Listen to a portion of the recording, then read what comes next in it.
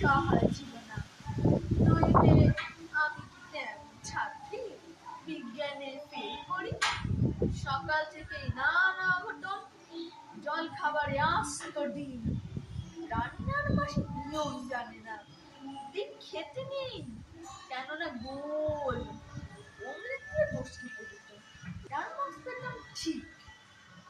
ভাগ্য আমার সহায় ছিল না, যেতে হলো দেরি, অত্যধিক।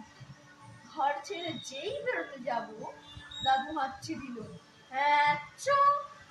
ঠাকুর মাথায় রেগে মেগে কান, মাকে বললেন, বৌমা হাঁচি পড়লো, বেরোয় না যেন।